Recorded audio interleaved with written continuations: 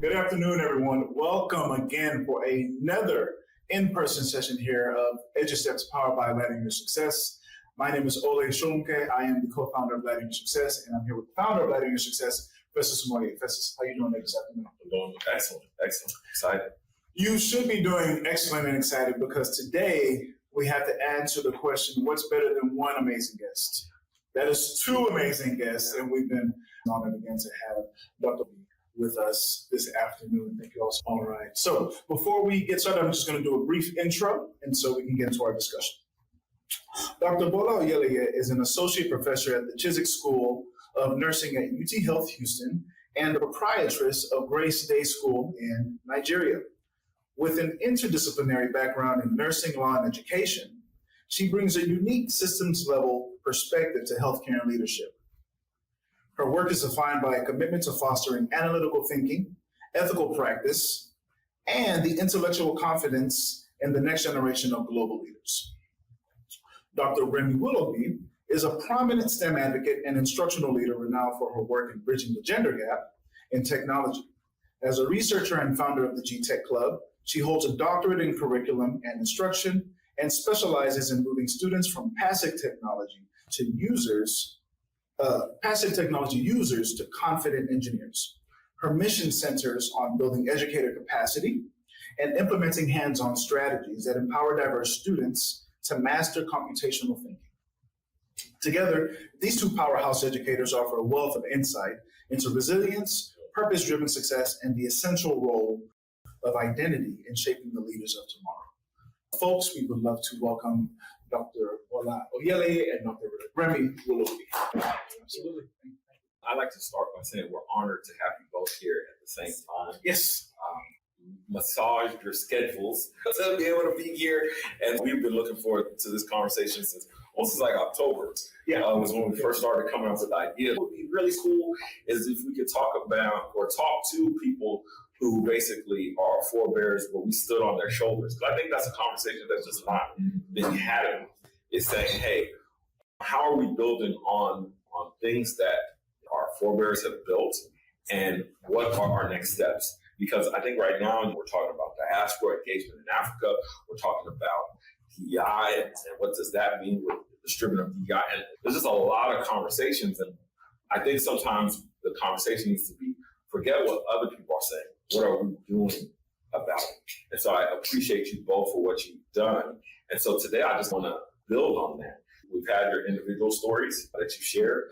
And so if you could talk to us now on a kind of community level of things that you've seen, both here and back home, as it relates to education, it relates to so many different things. So both of you have had slightly different perspectives on building back home while living abroad. If you could share maybe 3 insights that you've gained from that experience that you just want to share. The word that comes to mind is phases or seasons. Depending on when you leave Nigeria or wherever you're from and you come out, that's going to truly determine the things that you can do, both here and there. In every phase of life that you have, there is a part where you're still trying to gather yourself. And that happens to all of us after we've just left. It really doesn't matter what you come in with. Whenever you get to wherever you're going, it's almost like you start from scratch. So you need to understand that there are phases so that when you look at people who may be your age mate, but seem to have gone farther, seem to be doing more, chances are that they got here sooner or at a younger age than you did, or they came here with a higher degree. Okay. Both of us came in with a bachelor's degree at least. And so when you come in that way and you have something to build on, it's easier to build than, even though then some of us then went back and got a bachelor's in something else. That's a different matter. But the season of life is important. So if you're 46 years old and just leaving, when you get here, there's a whole lot of things you now have to deal with, including age. So while you're doing that, and I think I said this for my own, I was talking to you the last time, while you're building, there is those years where you have no time for anybody, You have no time. You're really just trying to survive. At the very minimum, don't cut off completely. What I have learned is that the day will come when you want to come back. The distance between you and the people you left behind, and I'm not even talking socioeconomic, no, relationship. The distance that from when you left and now when you're back will determine what your entry level will be, how soft your landing will be. So I would say, even though at first I'm so happy to leave Nigeria. Oh, I'm never. Jump back. Yes.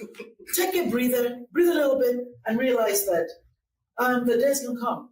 Yeah. And no matter how many of you come here, this is what I learned. Nigeria is not leaving that geographical space. It doesn't matter. It will stay. So as all of you are leaving, other people are rising up who don't know you from Adam, who don't care where you've been. And the people that you went to school with are probably now in Idaho, Ohio, New York. There is a break. So I'll say recognize the season, but regardless of what it is, if you still have a heart for the country, even if it's just your old school association, college, do something. Because you're going to have to meet, you're going to get those people. That's so critical. As we were talking about it, I was even thinking of, even here in Houston, there are several community organizations. I belong to one of them. I belong to two of them. I was co-founders of both of them. And one of them were there from the beginning. And it's important to have those people. When I was going to school, I took and I said, look, I'll be back. If you cut off, like I said, it's been difficult to integrate. Even though I told them I was going to school and all, I was paying my dues, but I wasn't able to attend meetings. Last month was the first time I was able to attend, and I enjoyed it. It was lively, everybody was happy. And then I got home and I said, wow, I miss this people. I really miss them. I belong to my old girls association as well. Half of them, more than half of them are still in Nigeria. And whenever I go to Nigeria, I try to link up. It is important that you don't cut off, because the current situation here in Nigeria is not permanent. It's not. Nothing, there's no permanence in nature. Everything moves, everything changes. You have to be prepared for that. One thing that I learned, because I don't want to forget, from being here, raising children here, if I had to do it over, I would make sure my children are involved in American politics. Early.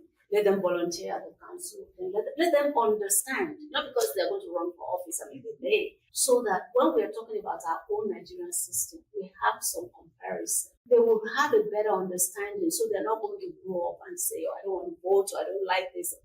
They will have a reason for belonging. They don't want to be a Democrat or a Republican because their parents are, but because they understand what these parties stand for. And they shared those values.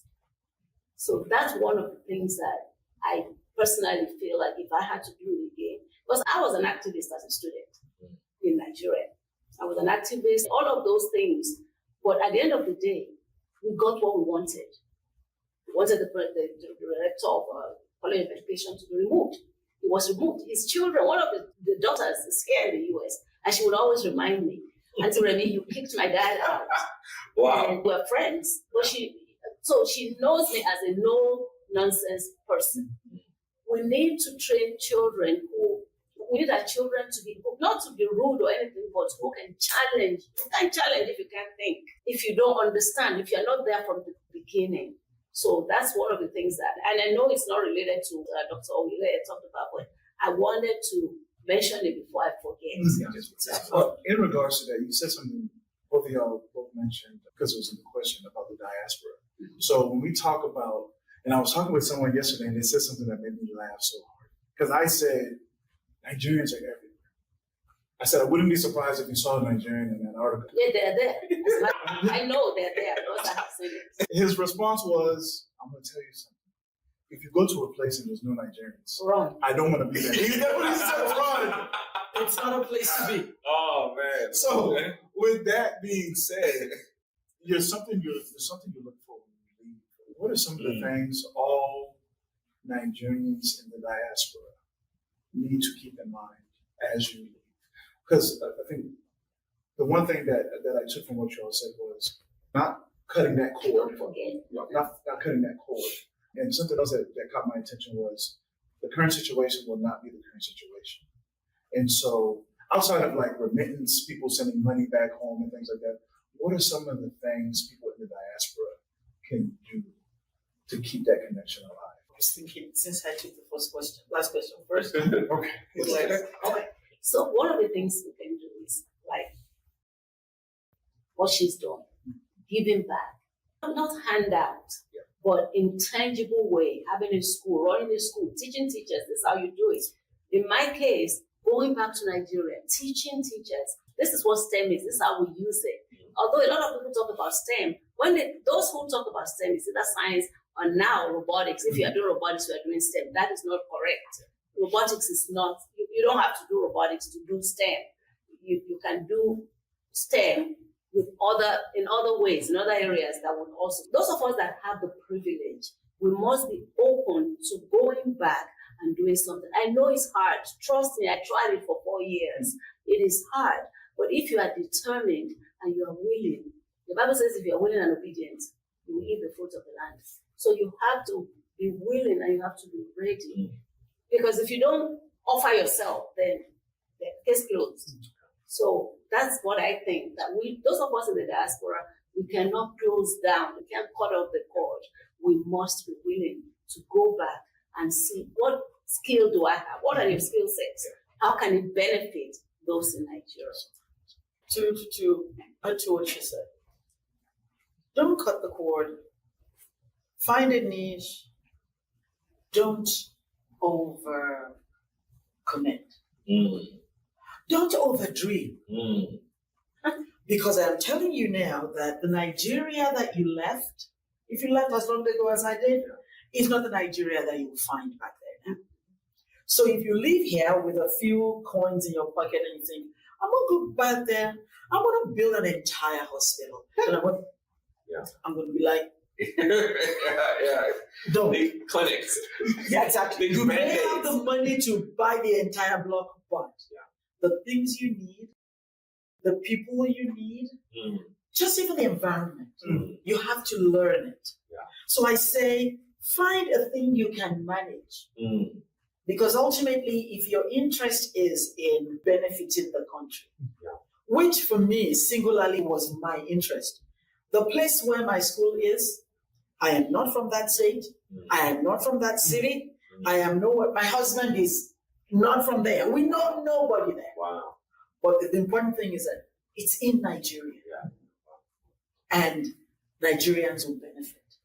If you can manage those expectations and don't expect that, oh, if this were America, it will be like this. I do not think like that at all. I say, what's on ground? And they'll tell me, when this is the person we need to talk to for X, Y, and Z. Half the time I pick up my bag and I say, let's go. They say, no, man, it's not you. We will go.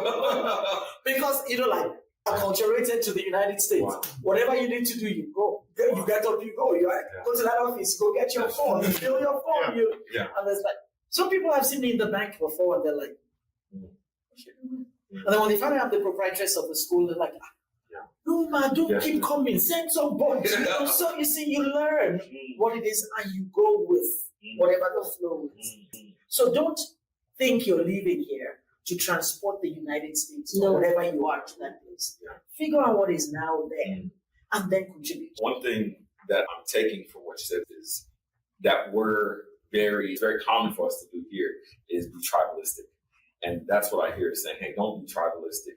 Whether it's a social class, whether it's whatever it is, understand your tribe. But when you're building impact back home, be ready to impact any and everyone. Wherever the opportunity is. So that's huge.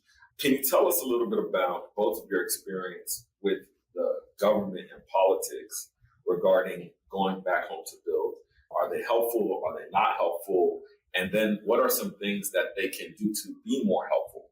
So if you say, hey, look, they can do these 3 things that would be more helpful, what would some of that be? You can answer that since you have. Our government is long distance. They're far away. Wow. We have rules or regulations that don't make sense. Sometimes I get a call and they say some ministry official has shown up. Ministry of Health, Ministry. I'm like, what do they want? What are they? And then by the time they're done, I'm like, okay, let's just do it.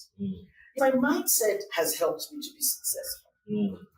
Because if I sit here and I go, in all my years, nobody ever, this is not America. Yeah. So, whatever they want, I said, just give them. Yeah. The road in front of my school, the school has personally been spending money to fix it. But we have a local government. We have a state government. And how long am I going to let the parents be driving on roads like this? Yeah. So I fix it. This is why my aim in Nigeria will be defeated if I pay attention to those things and I fight people on it. So my aim is, and this is what I tell my students, by the time you're done in this school, I don't care which country you go to. I don't care what environment it is. You will realize that you have been in from this school. Yeah. And our students, that some of their parents are Japan, they're leaving. And their reports coming back to us is that one of them said, every time we're doing a project, and everyone wants to be in my group. Wow. Like, That's it. Yeah. So that's my aim. That's why I have not engaged in politics, because you see, what can you fight? So my aim is, in that place, I do my work. Whatever God has allowed me to have, occasionally I'll reach out to friends. I need this and that, can you help? But it's mostly self-funded. And that's all I face. Wow. Do I have an opinion about the government? I wish they were more responsive to people. They bring me a tax bill, and I've had to say, I have my own borehole. My school is completely solar powered. Yeah. From the moment they come into the moment they leave. So I have my own electricity. I'm fixing my own road. What you taxing me for? Yeah. Well, I say that to myself. Yeah. I complain to my husband. I talk to everybody that's within earshot. And then I say, how much of this do I want to pay? If I don't want to pay, which is what is happening right now, I say, I don't owe you. These are my documents. I have kept good records. I don't owe taxes. They came back and said, okay, we'll reduce it 50%. I said, I just told you I don't owe taxes. Thank you. So my husband said to me at the end of last year, well, stop fighting. Just give them. Yeah, just give them. And I'm like, no, it's the principle. It's If I pay them now, they will be back next year thinking I owe. But that's the only battle I have chosen to. But it's only because I write to them. They write back to me. And then I write to them again. But my husband, I think he's done with things. Just give them the money. But which is why I said, choose a thing you can manage. And at the school level, it's a thing that I can manage. I love it. And then you'll find out that it doesn't stress you as much. Again, it's a thing you can manage. Don't overdream, and don't think you're going to take the United States there. Take them from wherever they are, but elevate. Absolutely. Hey, LYS fam. It's Olay once again. You know, these days, many families are busy, but want personalized attention. We at Laddering Your Success understand this dilemma and have created a unique approach to help guide you and your child with personal development tools to build a life of purpose. This intimate approach is helpful for those parents that feel the need to have a focused heart-to-heart conversation deciding on the next steps after high school. We provide individual post-secondary planning, virtual customized college and career counseling, and scholarship guidance and planning. Our one-on-one sessions are tailored to each individual student to maximize their potential in the post-secondary realm. With our guidance, your child will be able to make their dreams a reality. Don't wait. Simply go to lys.com/parents to get your copy today. Now let's get back to business on this podcast. And what has your experience been? My experience with government was not very good. When I went in 2017, we brought a first set of kids. At that time, I was already working with some schools. So when they asked me to raise a team, I just spoke to the director, the schools where I was working, and they're mostly private schools. But I had two students that year. So the two girls were from public school, from New Era. And they fought the principal. The district fought the principal because they said she did not get permission from them. They were not sponsoring the kids. The kids were fully sponsored by us. Wow. All they were doing was coming to practice. They were not coming to practice during the week. Wow. They were coming on Saturdays. It was only an incident where they had to come to practice. We were preparing for a local competition, and they had a test at school. That was it. So that didn't go well. So that was the first bad experience I had. Then the following year, we were trying to recruit students. We didn't want to limit it to schools that I knew. So we said, we're going to throw it open. So we were going to announce on radio, this. Somebody said, you need to go. So the principal of that school, said, we needed to get permission from the state. So I went to the state and I told them, whoever I saw, I remember. And I said, all we are asking is for you to allow us to tell the children to come and try out. Not because, not that they have made it, not that we have taken no money. But they said, when is it? We said it was about 2 weeks. Oh no, there's no time. They can't. The time is too short. I said, sir, all we wanted was for them for you to know that we are making this announcement so that when your children are, they said no. So one of our former parents now said, who works in a radio station, just threw it out for us. So we shouldn't worry. Told another friend of his, they threw it out. And that's how we needed 5 students. We got over 200. So I didn't have a very pleasant, because I didn't know anyone. And unfortunately, it is who you know that determines what you can do there. I hope that someone in the system is listening and that they will change it. It discourages people. It's not because they don't do man, no man here too. But there are some things that are very straightforward. And just as she said, I manage my expectations. That's why I couldn't work with public schools. I did train public schools a few times, but I just did it for free because I just wanted them to do it. So I just gathered a group of teachers, public schools. They're not even all public schools, but some of them came public schools. They saw that. What happened was I was at a wedding. I wanted to do an activity, a project. And I thought, okay, we needed wheels for the cars. So I was picking up bottles. So I was telling everyone, please collect your bottle caps. So somebody said, what do you need bottle caps? And I told them what I was doing. They said, we want to come. I said, come on down. I met them at the wedding. They came for it. And one of the participants said he got home. He's a school teacher in a private school. His children were old enough to do the activity. And he said, that's all the children did the whole weekend. They were building, rebuilding, building and rebuilding. And that's it. So it wasn't that I had access to the government that, okay, let me train these teachers for you. No, the process is too tedious. In fact, almost impossible. That's why I don't do government. Wow. No, seriously. My heart would be to teach every teacher, train every teacher, have every child in my school. But then someone has an opinion about it because they're important and they want to stand in the way you do. I don't do government. Because let the parents make decisions as to whatever it is they want to do. My heart for Nigeria is for practically, really. This is one of the ways in which I do it. My school it's a fee-paying school, but this money just literally pays my staff. But one of the things that I do is there are parents who can hardly afford it. So I let them pay in small bits. Because I recognize parents who I didn't go to school, I don't have much. This is a really good school. And I want my child to come. I want to encourage that. But this government that somebody feels important. I love the perspective of parent valuing education. I think here in America, we take it for advantage. We don't appreciate the value of it. I remember when I taught, I'll never forget during COVID, I had a parent, there was an outbreak in the band hall, and the kids had to go home. They were in band. And the parent looked at me and said, You're picking up. They canceled the school because of the COVID and the ban. I said, yes, sir. He said, who's going to watch my child? And I looked around and I said, you.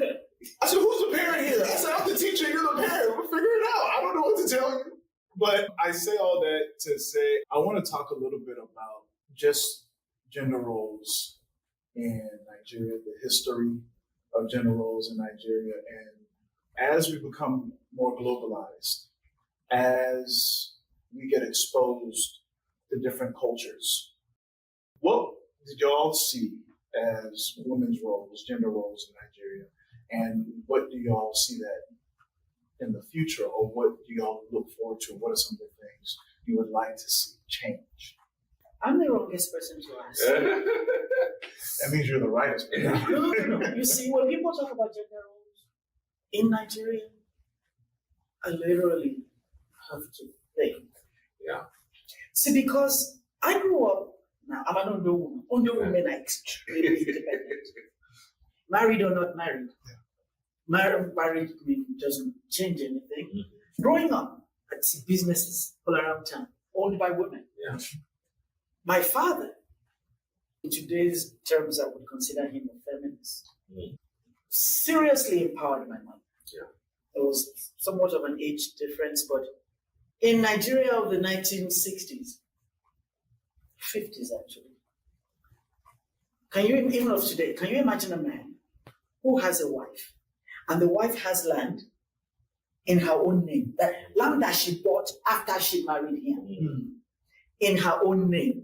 And after she bought the land and she felt, ooh, I'm feeling so good, my father was like, who's going to build it? Who's going to build it? Oh, Yeah, it's yours. Do whatever you like. So that's how I grew up. So my older sisters went to school. It wasn't a thing for me.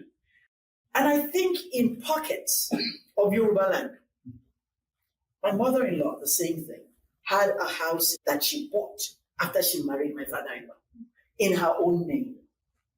So in that sense, families and cities and there are women in Yoruba whose mother was a... I wanted to ask earlier, that was the thing that my dad always told me. She was the first woman in Nigeria to drive a car. Yeah, but Tinubu was... So yes, more Remi. So in Yoruba, there were strong women. And I grew up with some of those in my family. What I'm now complaining about, when I look on social media and I see some people went to Aso Rock, some people like House of this, some House of that. If you read my comments, it's usually one sentence. There are not enough women. That's it. So it's interesting because it seems like things have gone backward. You know, that women played a more prominent role early there, then now it's going backward, it seems. When the community was smaller, the wider the community got, the more dispersed things were. Ondo, for example, they have a female over. Yes, they've always had a female. So there is a male, but there's also a female. But as, I guess, Western things came and the society expanded, then things changed. Men in Nigeria still think, a lot of them still think their wives should be around. Yeah, and that's what I was going to say, that your experiences are very atypical. The typical situation in most families is the woman may have a business, they may farm, they might have this, but they're still responsible for cooking and doing all of those things, regardless of whatever time they came back home. So it's, and that's that. But now it's different because now there are house helps. I didn't grow up with such luxury where we had the house has changed things. Women are more empowered now because they are educated. They can argue their cases. They can, and that's why the women are even marrying late and later because they don't want to be a pushover for anyone. They want to be independent. They want to do this, even though it's almost backfiring now.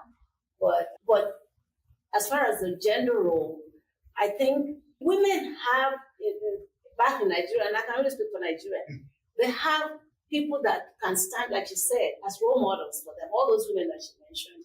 My mother was, she was a businesswoman, albeit a small one, but she had her own business. She sustained herself. She made her own money. She bought her own land. She built her own house.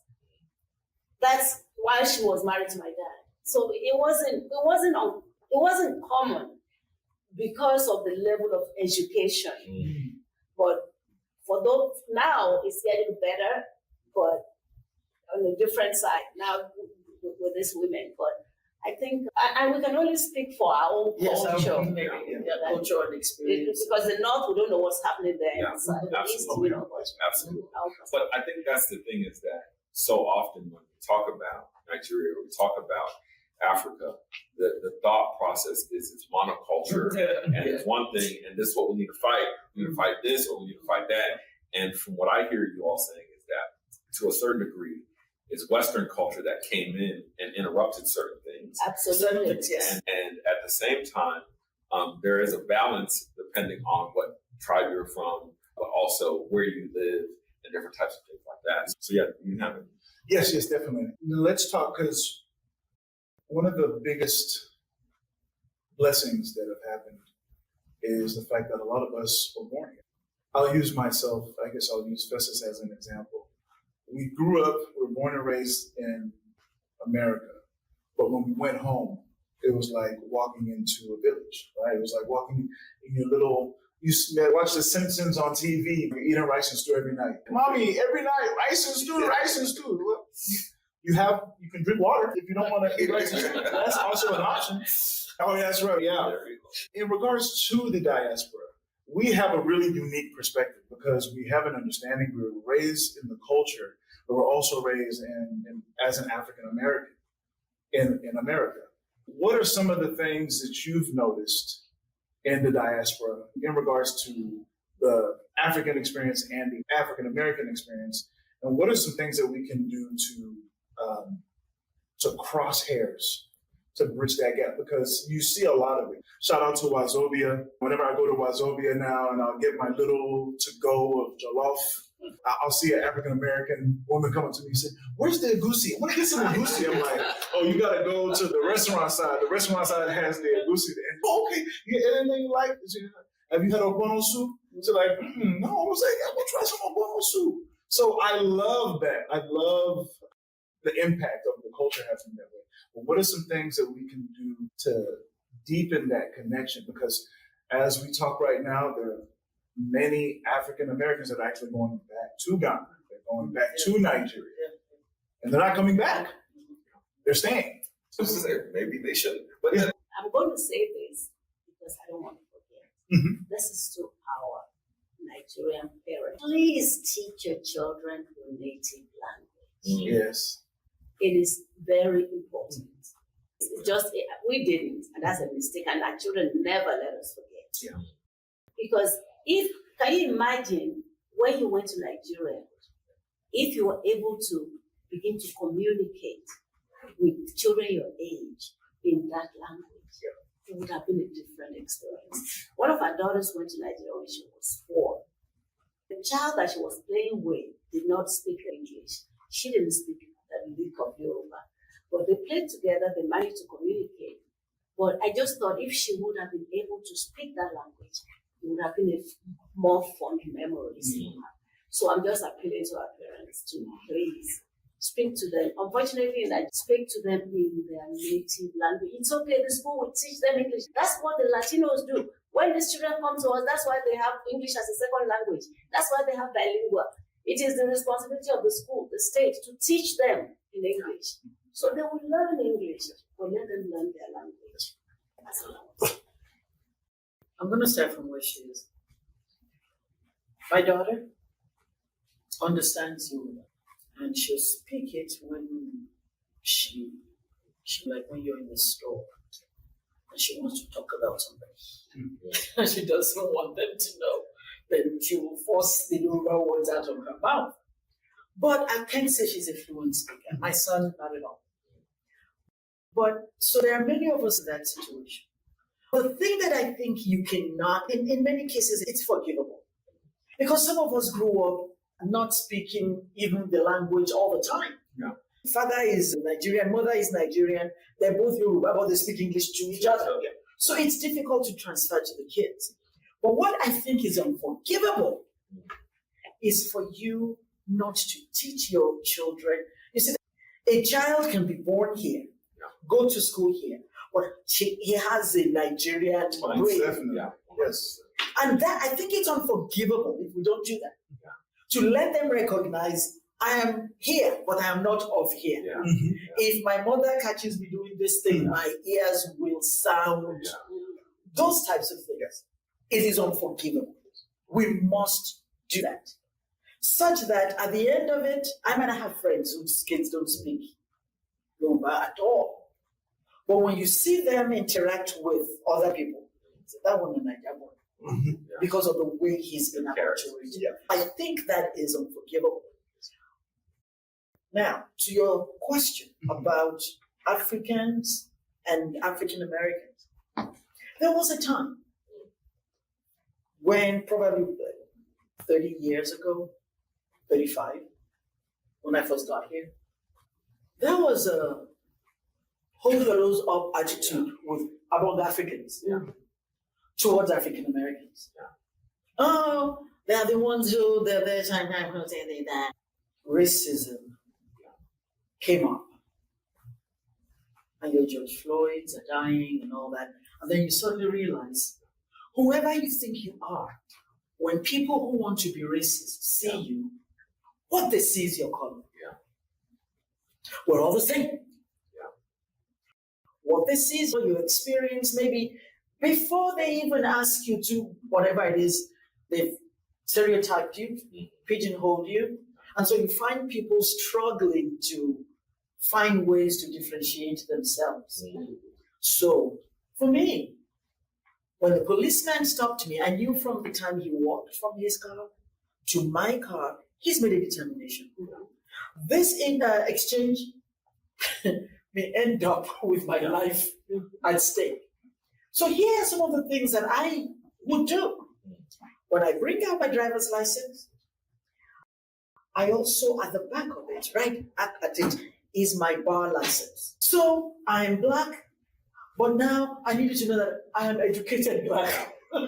So they look, okay, if she went to law school, she does have some education.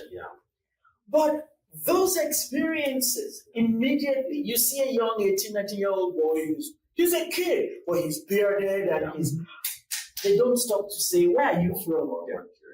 So those experiences, I think, shook a lot of people to where whatever they felt they were better at means nothing to whoever is determined to harm you. So what it became in the communities and people that I know is this. To all these people were the same. Then we must start rising together. Because then people who would, in those days, look at an African American person and not be able to say, hey, brother, let's say it. Because we just found out that our common enemy is We had a mutual yes, and they don't care where you're from. So yes, we're one, and whatever happened to us in colonialism is same thing, hardly different, because today signs of slavery are here, signs of colonialism are here, and we're still fighting it to this day. You know what I tell parents, Nigerian parents, when like kids living at daycare and going to public school, first thing I tell them is, do you have a business card? They say, no. Put your name, put your degree. At the first open house, treat your teacher, especially if they're white, that you are educated. It is important. That's equivalent of Yes, I tell parents that. Because I'm not saying all of them are bad. I'm not saying all white teachers are racist. No. But you don't want ways to find out. Because our youngest daughter, when she was in second grade, first grade, she came on one day and she was crying. What happened? My teacher doesn't like me. I said, why? She said, I think she's racist. She was 6. I said, really? We'll sort this out. So I made an appointment. And she was like, I can only meet at this time. I said, listen, she was going to ask you elementary. I said, I work at the medical center at the high school. So before I drive there, that time you are giving me would have been over. I don't have any other time I need to make the time. Do I need to tell the principal to let me share this meeting? Or she said, oh no, I'll wait. So when I got there, and what happened was my daughter said, they asked them to write. So she wrote her own paper, gave it to her teacher, and she said she threw it in the trash. I said, okay. So I went to her and I told her exactly what I said, my daughter thinks you are racist because this happened. She said, of course, she changed everything. I said, no, it must have fallen there by accident. I picked it up. She just wasn't there when I picked it. I said, you should have picked it up and let her. The day she didn't see it. And all she saw. And, she said, I'm so sorry. I said, that's fine. I just wanted you to know. Wow. Hey, LYS fam, it's Olay. You know, if there's one thing I love, it's something free. I'm talking free 99, un gratis. No shipping or handling fees, no gotcha fees, nothing like that. With that being said, if you're graduating soon or thinking about college or need a nudge or help to decide, then our free ebook, 10 Things to Think About Before Going to College, has a very balanced and open-minded way of presenting your next steps. It captures broad topics in a personal way by giving students an insightful, interactive, and reflective source of inspiration. It is very beneficial to be able to visualize some of the concepts after high school and apply them directly to you. We all know life, college, and career planning decision-making choices for students can be challenging, especially as they near the completion of high school. This book will provide you with a self-paced guide to your success beyond academics and into real life. Not only is it free, you can complete this book within a week. This will definitely prepare you for long-term success. To get your free copy, simply go to lys.com/students. I mentioned it was free, right? Well, if I didn't, it's free. Like, for real. Okay, back to the podcast. I want to ask this next question. You spoke on it. You both spoke on it, and I think Festus and I had a. I'm going to ask the question with a story. When I was in pre-K, my parents came in for a parent-teacher conference, and they said that Olay is doing great. He has a lot of energy, but he seems to be speaking he says these words, and we don't understand what's happening. And so we wanted to see what's going on with that. From what it was told to me was I was speaking Yoruba in school, but it wasn't Spanish. Yeah. Right? So to your point about the ESL. So once that happened, my parents stopped speaking to me. Yeah. I'm like your children, right? We're the same. I can hear it very well. So even when my parents are having conversations, as a kid, we're talking about this person do that. I was like, wow, they did that? That's crazy, Mom. Wow. I know, right? It's a bilingual trait, right? Where you can pick up the language. Now, if you ask me to speak it out, blah, blah, blah, blah, blah, blah, blah, that's a whole other story. But I want to ask, what was the mindset for a lot of Nigerian parents? You want to go ahead? Because I think I know what you're going to go ahead. Because I want to throw in a little story. Go ahead. Okay. First, I want to throw in my story, then I want to commend you all for what you attempted. When I was in elementary school, I was placed in ESL. That's right. And I remember being pulled out, and the aide was talking to me in English. She said, wow, you say these words really well. Okay. She said, what other language do you speak? English. That's the only language I spoke because my parents were very intentional on our English being proper English, spoke British English. She said, why are you in ESL? I said, I don't know. They told me to come here. And I think our parents at the time wanting to assimilate, they said, hey, look, we're going to do the best job at assimilating possible. So we're just going to do whatever the school says. And unfortunately, I think part of that backfired. And I want to commend you all because you all did something very early. You did Saturday school. That's right. Where you were trying to teach us Nigerian things. And I remember you making puff up in the school. And I remember the thing because the people was saying, hey, she's got a fryer in the middle of the gym. Do this thing. But then we started pushing back against it because of social pressure. Social pressure, yeah. What do you feel for? I was about to say that. On that form, there's a question. What languages are spoken at home? Yeah. and they put Yoruba, and that That's automatically, there's no test, nothing. Yeah. Just puts you there. I would tell parents, tell them it's English. No, I mean, as soon as I started teaching, I was educating my Nigerian parents. No, your language is English, English. Speak Yoruba to them at home. But English. And unfortunately, like you said, peer pressure, the way you speak, you're doing this, you're doing that. So children started to withdraw. They don't want to speak it here.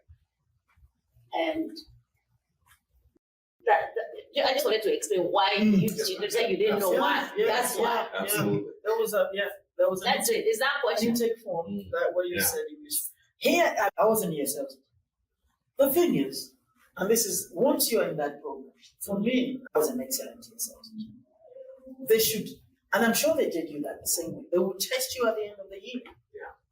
And some people who were in your shoes, who just got put there because the parents didn't know. A year in ESL, they were out. It wasn't a life sentence. Tested regularly. But I understand the fact that students didn't want to be different. So they pushed back against it. But as far as the language goes, I'm telling you now, even if you had not been put in ESL, your first language was supposed to have been taken care of by your parents. Absolutely. And so if that falls, my daughter was going fine, and then she got a brother. And then now when they go to Mother's Day out, they speak English to them. So whatever Yoruba she was speaking at home, now she has an accomplice who speaks English. That's where the whole thing was. When she was an only child, I was able to focus. And our parents did. They strive to do the same thing. And I remember them saying, "Okay, we're going to talk to them in Yoruba. We're going to talk to them in English and this," and having that conversation. I think, and you could ask your question because I don't want to. It's easier to speak for parents to speak in English. And Exactly. That's why. And so, how can we now reclaim that? Is that where you're going, Church? Yeah. How can we reclaim that, especially now that I think there's a lot of momentum towards Pan-Africanism. There's a lot of momentum towards African culture. How, in you all's opinion, especially being educators on a community level, how can we reclaim that? And that'll probably be our final question and maybe closing comments from you. I think we need to start language classes. That's and Egbebere Yoruba, which is one of the organizations that I co-founded, is thinking about. We did it before. You all were students there, and we're thinking of bringing it back. Teach Yoruba to our children. Teach them the language, the food, the culture, everything. Not just the Ibe and all that. Yes, that too. But we want them to understand that they are more than that. That there's value in their culture, and so we're actually looking for. One of the reasons I haven't pushed is saying we are going to do it and all that. Language classes, I agree with them. There are resources out there now. There's a young lady in Houston here who's doing Yoruba classes. They're meeting face to face. I think their next meeting is next Thursday. They're grown people. Yeah. Wow. 20s and 30s, and they're gathering and they're learning Yoruba words. And is it the one that the lady from church? No, I saw her.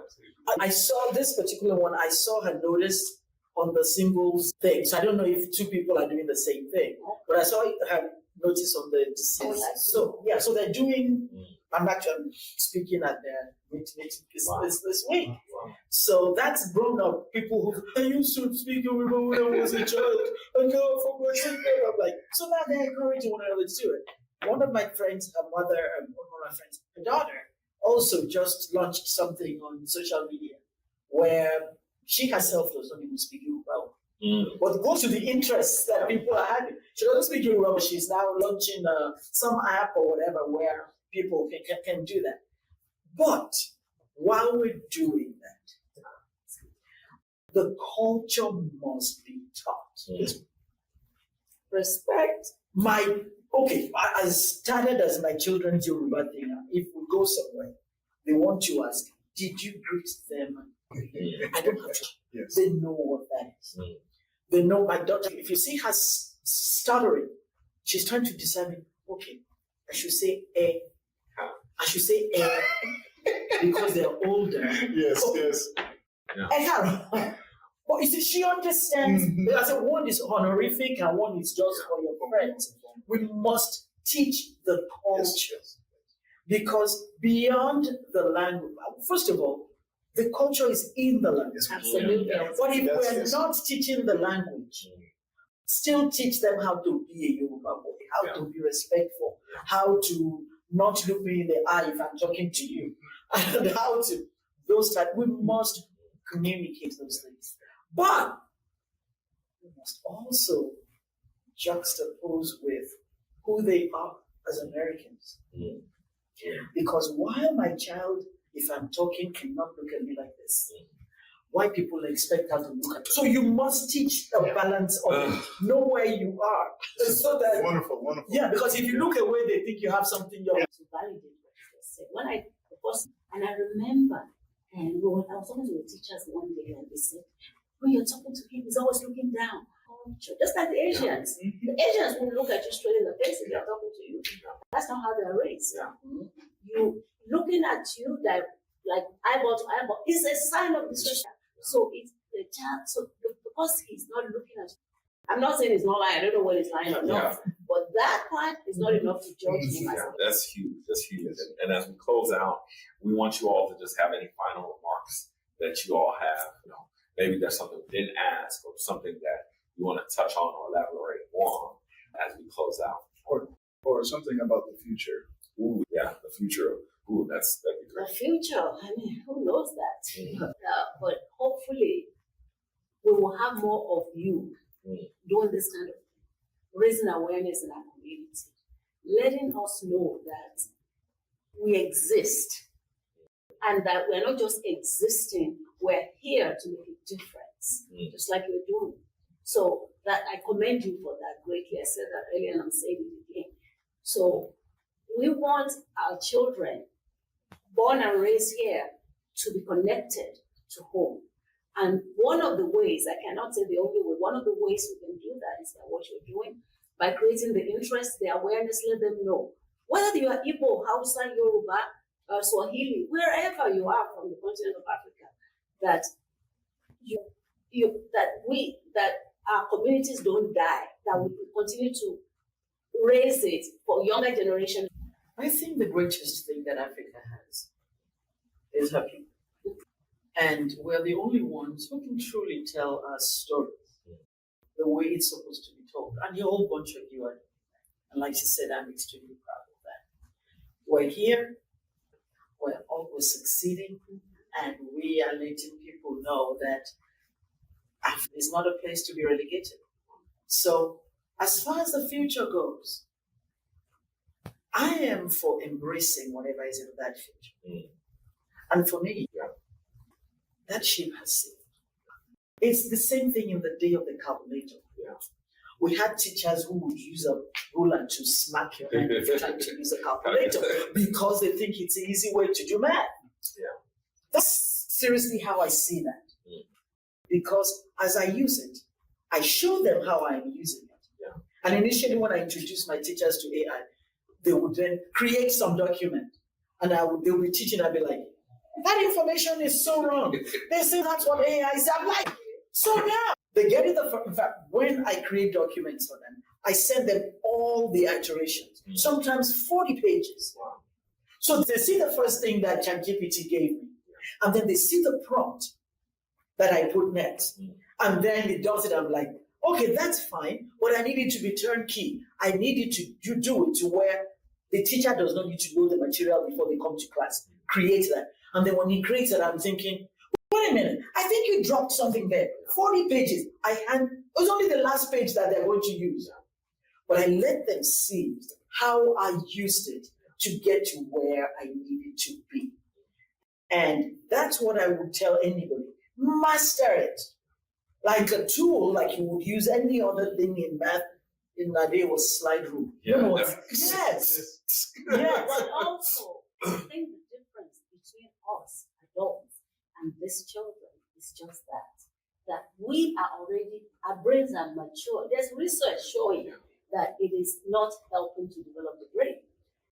So the problem now is when you are using AI to teach preschoolers, there is a problem. Teachers themselves are already mature. Then, for example, you are able to ask those questions. If a student was to write an essay, they're not going to go through those processes unless someone talks. I think on this point, which is so powerful, is a person who uses AI doesn't realize the steps they missed because they got the answer. They didn't solve anything. They didn't apply principles for the solution. And I think that's one of the things that we're actually working to resolve is that in education, AI can be a useful tool in streamlining the work that is needed to get the problems to the child. So you don't need to spend 10 hours creating a worksheet and then creating a lesson plan where unless you're putting the actual information in that the child needs to know. So then that way you could actually fill the gaps and cracks in thinking, because that's one of the biggest issues. How do you get the children to do it? Well, see, that's the thing. I don't have a problem with teachers. Okay, for me, but you see, as for my students, as for my nursing students, I realized that I would give an assignment. And these people don't realize that there's a way AI sounds. Yeah. Oh, yeah. So I would read the assignment and I'm thinking, okay, some of them do not, if I wanted to do not remove the lines. Come on, please delete the lines. But let me tell you what I did this, because I realized I could not stop them. No, you can't. Yeah. I don't say don't use it. Prepare what you have. I need you to use outside sources because AI makes things up. Yeah. Oh, It makes up legal cases that don't exist. Wow. I'm telling you. Yeah. So I said, I don't care how you write. Each one of your reference system, I need a library link to it. But you will still say that then all you are testing is a library link because they use AI. Oh no. Once you have given me a good document, you know what my final assignment is? Every single time, create a video. Because I have to realize that there has to be a day when you read that thing, and in that process of you practicing the video, you get the information. So finally, I don't care how you got to your document, but I have asked specific questions. Now you're going to sit in front of your camera, and you're going to say, question 1. This is the answer to question 1. Then question 2, this is how I would do it. Question 3, this is where the patient. That is how I decided I'm not going to be afraid of it. You're going to do me a good without saying assimilate. I'm talking about high school, elementary students who don't want to read. They're always on there. I have a grandson who is 9 years old who rarely reads. They better be doing it. You're reading. My thing is, in fact, his aunt promised him that if you could read, I don't know how many books during the summer, he didn't. Yeah. See, but that's the thing. No TV, no tablet during the week. Period. You can read, you can play with your toys because at least that sparks creativity. Okay, so we want to take some final questions. I think we have 1 or 2, and then we'll close out. So, any questions?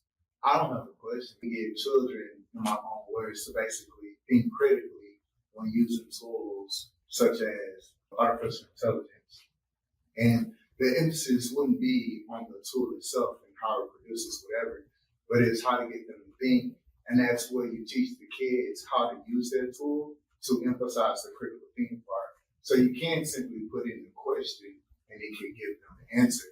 But as educators, if you focus on the process and not the end response, that's how the critical thinking is included, whether it's high school or elementary, where they can use the tool to emphasize. They can simply put in a problem if you're teaching Pythagorean theorem, I heard that come up. And they can put in a problem that you give them, and it gives them the answer. But how we implement it in class is, okay, you're able to do that. Now what I need you to do is to create an instructional video of you teaching in your own words the Pythagorean theorem. So now we're taking a deeper dive, and it goes beyond just putting in the response and getting the answer. So now that particular student has to engage with the concepts in multitude of ways to be able to teach it, because if you can teach it, you know, now we have reached it. I mean, so that's we're not great. the usage of AI. we as adults, as the educators, have to learn and go with the times to use it to help the kids teach. And that goes back in time when people thought, okay, if we give people calculators, yes, if they just use it for the bare minimum things, but if we focus on critical thinking and I give them a problem, they can use the calculator as a tool, but they still have to think critically. It becomes an asset and not a limiter of education. But I do know exactly what you're talking about because research has shown that the more usage of AI leads to less growth in brain development. But that's because people are not properly educated how to use the tools. They're using the tools in replace of thinking instead of using it to aid in the creative thinking. But also because the teachers themselves may not know how to do that. And that's exactly what I said, the education of it. So, man, thank you for that statement. Thank you. Dr. DeMark Crawford, everybody. Absolutely. So, in line with what we wanted to do today. Yeah, can I say something? I really commend you. Both of you are doing great. You're doing wonderful within this community and beyond this community.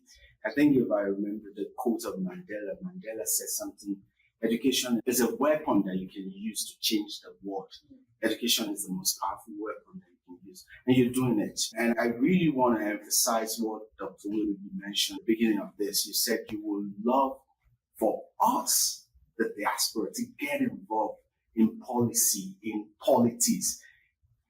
Funding is now tied to policy. We can gather, we can speak Nigerian language and Yoruba and all that. But if we're not involved in this land, in this very landscape of how things are changing, we slept on Friday before Saturday. There was a news that someone was as the president of the whole country.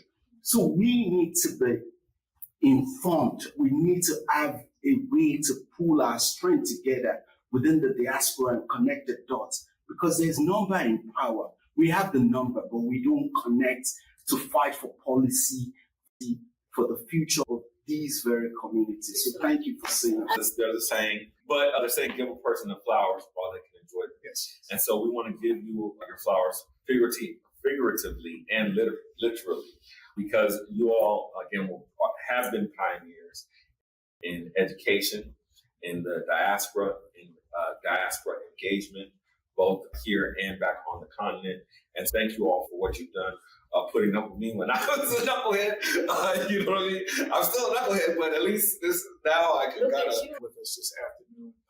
And as we've all said, thank you so much for your wonderful contributions, your sacrifice, your passion and your love for the diaspora and for Nigeria, for teaching us along the way. It's so funny. One of the things I thought about was when we were younger, we knew and we appreciated the culture. But as we get older, we now appreciate even more. We understand what you all were going through as you were doing the things that you were doing. And so it's an added level, right, of respect. And so we can't say thank you enough. But at this point, we are blessed and fortunate to be able to give you your flowers while we can in person. So thank you so much. Thank you, guys. Thank you so much. May you be multiplied and replicated. Yes, we are role models that you are. Yes. My name is Olay Shorunke, co-founder of Lighting Success. Let's just go ahead and get to the first page. So listen, there are legitimate excuses for not going to college. There's no legitimate excuse for not getting an education. If you like what you heard, hit the like button. If you know somebody who needs to hear this, hit the share button. And if you think, man, that was great, I want to learn some more, I want to know some more, hit the subscribe button and we'll